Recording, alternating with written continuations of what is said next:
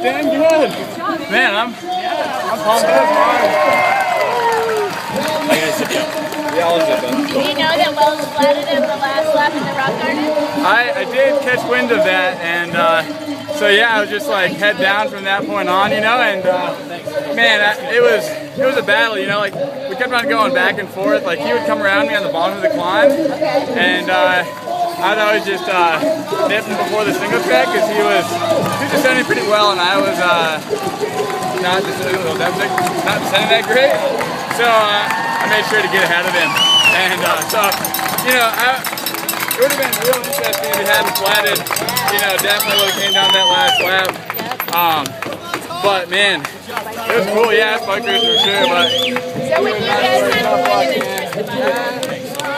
when you guys came here a month ago, you were together, and then you got to the rock garden together, and then Todd flatted. Yeah, I was just ahead of him.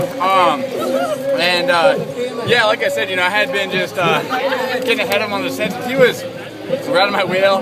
Come down to try to, like, you know, get me on the inside line, but I was sort of holding my line because I knew that was, you know, that was the race, and so I felt pretty good about.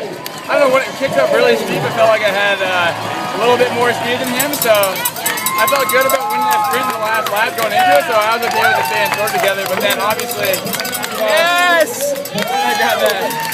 Yeah.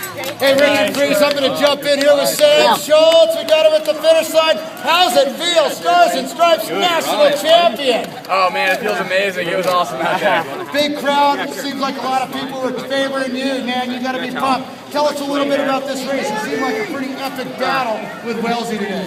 Yeah, man. Wells and I were going back and forth quite a bit. You know, he would take some big pulls on the bottom part of that climb, and I felt just a little bit stronger than him when it got steep, and so I was able to get in front of him before the descent, and he was descending well, and I was a touch on the squirrely side, so you know, I felt pretty good about being able to get in front and set the pace on the descent. That was sort of my tactic. I had to do that. So, but yeah, man, then he flattened on the last lap. That was a total bummer, you know. It would have been an epic battle going to that last climb. So what goes through your mind? You look back and you see Wells flat, and it's like, now you're thinking, I got this thing. One lap to go. Yeah, most of it I was thinking, don't choke, you know.